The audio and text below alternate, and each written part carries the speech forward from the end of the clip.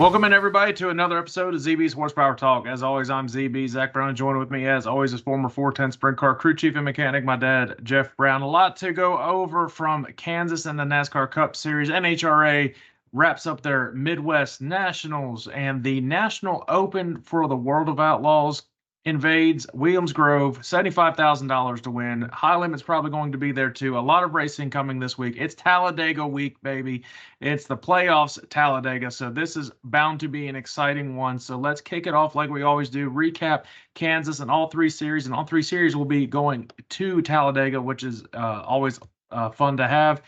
They're actually racing Friday, Saturday, and Sunday instead of two races on Saturday, so a little bit different than they've done in the past before. Yeah, going to be a lot of fun, but Kansas put on a lot of good shows. The Truck Series, Corey Heim gets a win because Ty Majeski was about 2 drops of fuel short, and he gets the win. He moves on in the playoffs. The Cups, the Xfinity Series, Eric Alm, that was probably the best race all weekend. Yeah, that was a good race. Xfinity Series. The Xfinity Series has been a lot. I would argue they put on better races overall than any other series right now. Eric Almirola gets the win. He was running down the leaders at the end. Gets past Cole Custer, which you were really close to getting that pick, right? Your picks were, I think you had Cole Custer, if I'm not. No, we both had Jesse Love. That was the week before. I had. We had Jesse Love. Yeah. And yeah, we both had the same one. Yeah, that's right. And it was another good race. Xfinity and the Cup Series, it was a good race. It wasn't a great race. We kind of got spoiled with Kansas from earlier this year with the closest finish in NASCAR history. But there were a ton of lead changes. I want to say it was about 17, 18 lead changes or something around that. There was passing at least, this and week.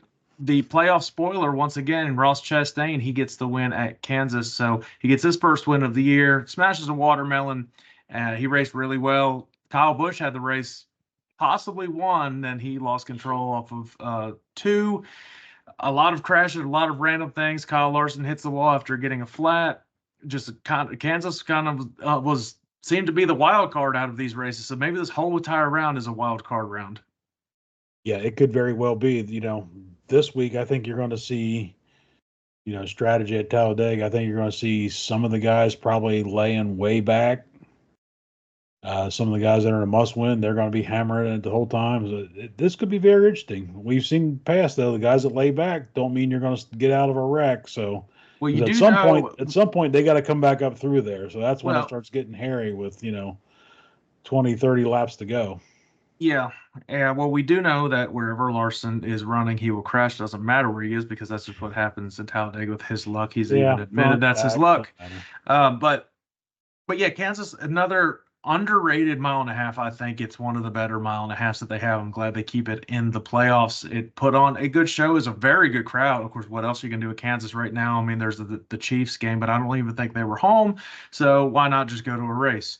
So, yeah, sorry, Kansas. There's just not a lot. Just kind of like Iowa, not a whole lot to do in that state either. Yeah, this car and this package works good on the bigger tracks. It just sucks on short tracks for whatever reason. Well, the thing that's been announced for Talladega this week is that they are doing a new aero package. I don't know exactly what that is going to mean, how it's going to change things up. I hope it makes it where they're not just riding and just kind of saving on fuel like they've done on the 500-mile super speedway races. If I'm not mistaken, Talladega was a better race anyways in the spring than the Daytona 500 was. They didn't ride as much as the Daytona one, maybe because it's a bigger track, maybe because the stages are laid out differently. We'll see what it goes here. You're probably going to see a lot of conservative driving to start off for about half of the race. I would at least a lot of the non-playoff drivers that are going to try to run as the hell out of the car. They're going to probably bump you out of the way, push you out of the way. You're going to see a lot of pushes from Brad Keselowski, who is notoriously the best pusher on the speedway races. He's out of the playoffs, so he just wants to get wins right now. Yeah. And NASCAR now with Ross Chastain winning, that's the 17th winner this year, and that ties the most out of the first 30 races in NASCAR history. That's cool. Third most. Oh, okay. Correction. Yeah, third most all time. So it's been a lot of good racing, a lot of different winners this year. good. That's good on NASCAR. That's what this car brings. Overall, besides the short track package, we still got to figure out. It's been good racing. Uh, Kansas, little bit of a letdown what I expected it to be, but probably because our driver crashed. That was probably a reason. But let's preview Talladega. We've been there a couple times now, and you have all three series going back here. The truck series have put on really good races here. Surprisingly, they haven't wrecked a terrible amount. Xfinity always puts on good shows. Expect the Chevys and the Xfinity to run really well. Expect the Toyotas to run very well. And the truck series, I expect the Fords to run really well in the Cup series. So I think all three manufacturers in all three series will have something different to say. Yeah, I think it's kind of it was neat when they had the trucks and Xfinity and Cup qualifying all in the same day out of Talladega. I don't know why they. I mean, they're just stretching it out. You're not going to get people coming in there on Friday to come see the truck race. No, it was great. You could arrive on Friday to your hotel, and then you wake up Saturday morning, go right to Cup. I think we just drove right there and got We there on drove right Saturday. straight to the track. Yeah, and we went right to the track from Cup qualifying. After that ended, went tailgate, went back into the truck race, and I think we just stayed there the entire time, and had a bathroom break in the middle of it, and had people cut in front of us in line and all that stuff. So that's what happens at Talladega. This I don't know what to expect. It's a Talladega playoff race, and the playoffs have already completely surprised me Yeah. on everything. You, I you don't would you know. would think this is going to be a wild one. Then we think that, and all of a sudden it's going to end up being a very tame and mild mannered race. But If it's a tame and mild manner race, that means the finish is going to be crazy. They're like the last 20 laps, people are just going to go just balls to the wall and I crash. expect that more than about anything. I think it'll be pretty calm most of the race. I hope it's like the Daytona race we just had, where there was a lot of beating and banging the entire race, but it was more or less clean and no one was crashing every other lap, but there were still a couple crashes sprinkled in and ended up being a very entertaining race. So I hope that's what we get. Again, I think the Fords are going to be good. That kind of foreshadows my picks this week. So let's get into our power rankings. And I have a complete shakeup after Kansas. It was hard to really pick just five now into the top five. So go ahead with your power rankings, since I seem to always start it off. So All and I'll right. give you mine. These five, I think, are probably the five best cars right now. So everything's the same except for my top two. So at number five, I have Christopher Bell. Number four, Chase Elliott. He runs good at Talladega. Number three, Blaney. He runs good at those tracks. Had to drop Larson down one. He's just going to suck ass at this track. So Yeah. and right now, and this guy, he's one notorious for being super good at the super speedways. I got Denny Hamlin moved up to number one this week. I completely shook this up. I still don't have Christopher Bell in because it's hard to put him above these guys, I think. Um, and I don't think he's ever had a speedway win either, so that kind of takes that into consideration for this week too. So number five, I just completely dropped him down to the very bottom of my power rankings. I was pissed off Sunday, and I'm pissed off now because everybody wanted to lose on Sunday. So number five, I have Kyle Larson, and going into Talladega, that's probably a big reason that he has dropped down that far. Prove me wrong, Kyle. Prove me wrong. He'll probably qualify top five, but and we get Probably. everybody's hopes up, and then he'll crash.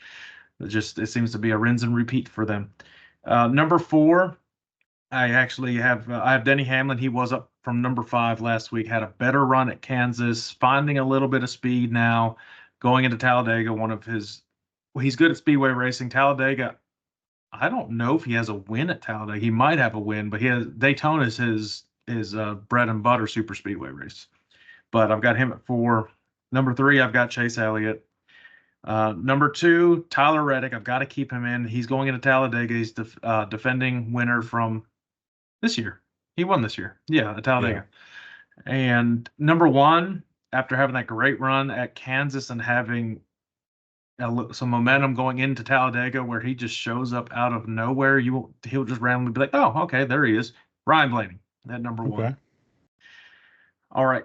Now, Talladega. Let's give our fantasy lineups for Talladega. I just threw some things in. I've actually got all but one playoff driver in. for my fantasy lineup.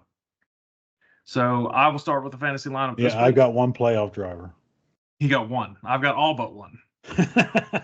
So one of my starters is the 48 car of Alex Bowman. The Hendrick cars, besides Larson, will race well there. Will finish well.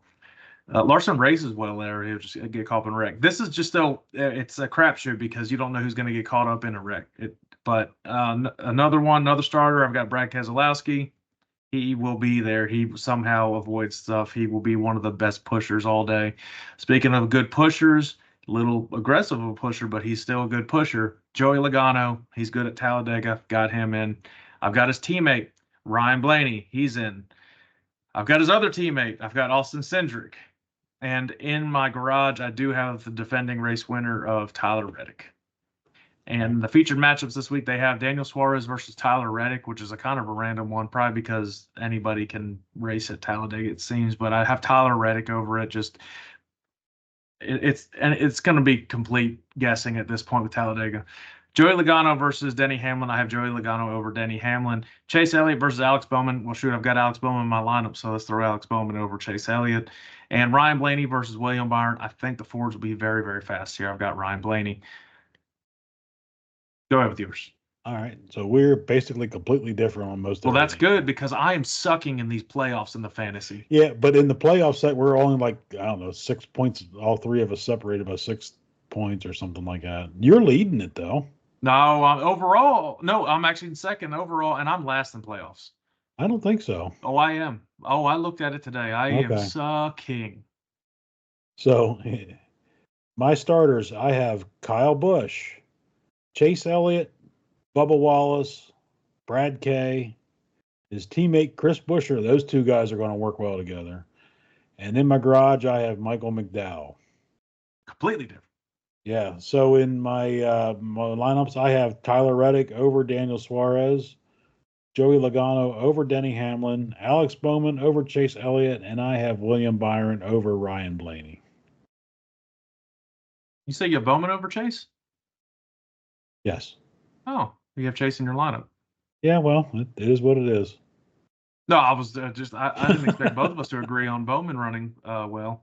And now I actually have faith in Bowman, and he's going to crash. So that just seems to be how it is. So the 3 series here this week, trucks, Xfinity, Cup. Go ahead with your truck pick. So this guy's going to have a little extra fuel this week. I think he gets it done. I got Ty Majeski winning it this week. Yeah, running out of. I see what you did there. I'm just gonna go with one of the fastest cars. Trucks. One of the faster trucks. One of the better trucks. Kind of been off a little bit, but I think it's his teammate. I've got Ben Rhodes. I think they're teammates. Sounds right. Correct me if I'm wrong. The Xfinity pick. Who is yours?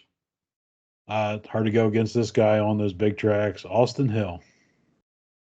Yeah, I'm not going to pick Austin Hill, but let's see if I can keep a jinx going right here. I've got Justin Allgaier. Sorry, Justin. We haven't picked him. He still crashed, so he needs a good run at Talladega to make up some ground. He randomly crashed at Kansas, didn't expect that. Cup Series, who's your pick? So I got a non-playoff driver on this one. I got Brad Keselowski winning. Mom picks non-playoff driver, Bubba Wallace. I picked a playoff driver. I think he locks himself. He was the first to lock himself into the round of 12. I think he's the first to lock himself into the round of 8. I've got Joey Logano. This is one I would not be surprised to see Kyle Busch end up winning this thing. He was mad at himself. I won't be surprised. He couldn't say what he did to himself, but basically he was like, I stepped on my dick. But he couldn't say it on the interview. I wouldn't be surprised if really whoever wins this race. It's Harrison Burton won earlier a couple weeks ago, so apparently nothing surprises me anymore. So we'll see what happens at Talladega. It's for sure going to be a wild one because it is Talladega. It's not as fun if you're watching it on TV as it is in person. It goes by very fast when you're there in person. It's like, it also helps once that shade hits. It's phenomenal. It's great. It is the greatest thing once that shade hits the grandstands because it's hot to start off with. It's going to be hot and slick. It's been hot and slick this week. So let's go over drag racing real quick. We did not pick anybody right. Nope. Didn't expect any of it. I think a couple semifinal people we got right. Gage Herrera was taken down. No, he won. Never mind. He was about to be taken. I thought he was actually going to lose to Chase Van Sant, but he didn't. He had an even worse reaction time than him, but that bike was flying. So he's back on top. So all is well in the world. Yeah, he's back leading the points, I believe. You got Dallas Glenn winning in the Pro Stocks. Another solid performance by Aaron Stanfield, who was in the finals. So that he is performing great in the countdown. Yeah, it seems to be those two cars now. And how about fast Jack Beckman? That finally got his Wally first one since 2020. I think 2020 he thought it was the last time he was going to be in a car, and he was so excited, so very humble and appreciative that they gave him a shot to do this in place of John while John's recovering. So congrats to them, congrats to that whole team, and that was really cool to see. Jack was pretty jacked up and in victory lane, so he was really excited about that. Yeah, and taking down Austin Prock's not a little feat. So that thing was fast too. That thing was dialed up. Austin Prock's. I mean, he set the track record when he had a single car run because the other person couldn't get their engine rolling or whatever it was, and then he said, and I was like, oh, he's just going to go win his 8th win of the year like it's nothing. He's still the points leader by like a billion, but it's still good to see that. And in the top fuel, I wouldn't have guessed this. Tony Schumacher's fast all weekend and ends up getting win. Number 2 qualifier and ends up taking the win. Yeah, that was pretty cool. And the one thing I don't understand, maybe somebody could shed light on it, is somehow Jack Beckman is earning the points for John Force. So actually, John Force is second in the funny car points after. Yeah, I don't know how that works. I understand owners points, like how NASCAR does. Somebody replaces you, but you get owners points, not driver points. So maybe that's a thing that they do in funny car that you're able to just replace it if you had somebody start off the year and had. I don't know what the rule book is in NHRA, so I'm sure that's probably what it is. It could be. That'd be crazy if somehow John Force wins the championship. I don't think anybody's beating Austin Prock though. That thing's just too fast, too consistent. Likely, but did you see that whole shot? Did you see that whole shot win over Tony Stewart though? He lost by 1/10,000th of a second. No, I didn't see it. 1 inch. Wow. It was lost by 1 inch. I said, "Are you how?" I'd be pissed. I think there's only 3 races left, so in the last one does pay 1.5 points per round, so that could shake things up a little bit too. Well, they're off this week. They are back at Texas. It's Texas, Vegas, and they end at Pomona. Yep. So that's going to get wild. All right, let's NASCAR news real quick. It was announced today that Carson Guapel is going to be taking over for Sam Mayer in the 1 car for Junior Motorsports next year. So I called it. I thought he would be taking over for Justin Allgaier because I figured Allgaier would either retire or just do part-time. But I did say Carson Guapel's going to end up racing in the freaking Xfinity Series next year. So I should get some sort of credit for that because I called it. Yeah, I think shoot. Connor Zilich or whatever his name is. I think he signed to something for next year for Junior as well. He's in the 88 full time next year. So there's going to be the 1, the 88. I'm wondering if Justin's going to completely retire and just be out of that car, and maybe they keep the other 2 drivers and they just move numbers. I don't know. Well, I think who runs the 9 car? I can't think of what his name is. Sammy Smith. No, or Sammy Smith's the 8. Brandon Jones. Brandon Jones. Yeah. I think he's done. Oh, okay. Well, either him or Sammy Smith. One of them. I think Connor Zilich has been impressive. Open up a car, so Connor Zilich has been impressive. Now He's been. He got another top 5 finish at Kansas. I think he finished like 4th or 5th. I mean, that's Corey Day moving to the juniors late model. Is he? Oh, so he's taking over for a car. Oh, I don't know. I'm just wondering. Oh, it wouldn't surprise me, but it kind of. I guess it kind of depends if he's going to end up going still full time in the sprint car, how he wants to work that with Junior. I'm sure it's coming, though. I'm sure something like that is coming, or he gets a shot in the Truck Series. Did you see him freaking wheeling and sliding all over in freaking Kansas? Like, what? You don't do that in these cars. Like, and he was legitimately. You're not supposed to. There's people always say that asphalt has slide jobs, and I'm like, no, that's not a real. This dude had real slide jobs on an asphalt car. I was beyond impressed with it. That was insane. I just wanted to shout him out there. That was crazy, and not wrecking. Anyways, let's finish up with the sprint car action for this week. It is the National Open, Williams Grove National Open, $75,000 to win as we're getting close to the end of sprint car season as a whole. World of Outlaw season, the championships pretty much coming to a close. David Gravel looks like he's in the driver's seat to finish it off. I expect a lot of high limit guys to be here as well after being all the shows being canceled last week because of the hurricane. Thoughts and prayers to everybody in Western Carolina from Hurricane Helene as well. I expect the National Open to be a really good one. You have drivers off for a week, and now they're itching to get back at the track. I think the track's going to be in great condition. And I guess I'm assuming they got a little bit of rain from that, so you'll have some moisture in the track. Hopefully they'll run it in. Hopefully it holds up for 2 days in a row and they don't completely crap out on the final night. But I think it's going to be a good week. Yeah, and the Outlaws want a little redemption. They got beat by our guest on our show here back in July. TJ Stutz won the last time the Outlaws were in there. Yep. So they don't take kindly to that. That would be awesome if somebody else in the PA posse could come up with a win. We talked a bunch of crap last time we talked about the Outlaws invading, and we're like, no, nobody in PA posse is going to end up being the Outlaws. There's just not really any. There's nobody that's good enough to do it. Well, shit, he came and he's had a great year too. So you can look at drivers like Danny Dietrich possibly having a shot at it. All depends how you qualify too, and how and I mean, it starts off with the pill draw. You can be right behind the 8 ball right off the start, and you're screwed for the rest of the night just by drawing bad.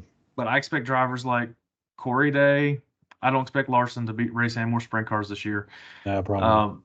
But I expect Corey Day to be there. I expect Brad Sweet to be there. Rico's 100% going to be there because he's one of Pennsylvania's now. You shotgun one beer, you've earned your place. Yeah, and that's one driver that would be a very big fan favorite up there to win. So Macri's going to be there. Brent Marks is going to be there. They're going to have probably in the 50-some car.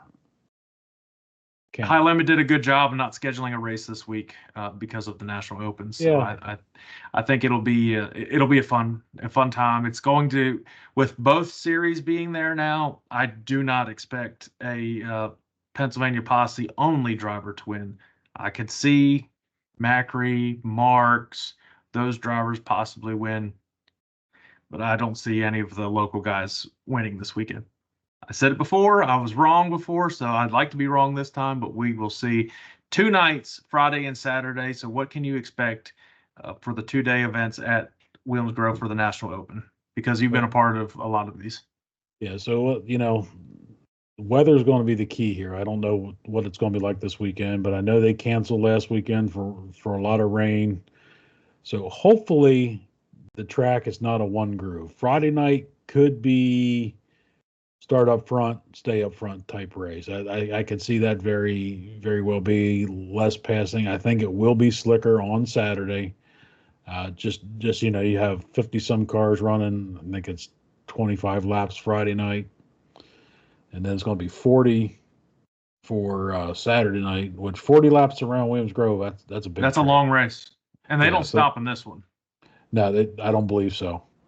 Not unless there's a lot of cautions or red flags or something like that. So it's the only rain up there this week is today and possibly a little bit tomorrow. Cloudy on Friday, cloudy and cool on Friday. You'll see some quick times, I think, and it's going to be sunny, about the same temperature. It's going now when the sun goes down at the low on Saturday is 49 degrees. So that could make there's things one thing you're going to see these guys. You run all summer, you forget when it starts cooling down.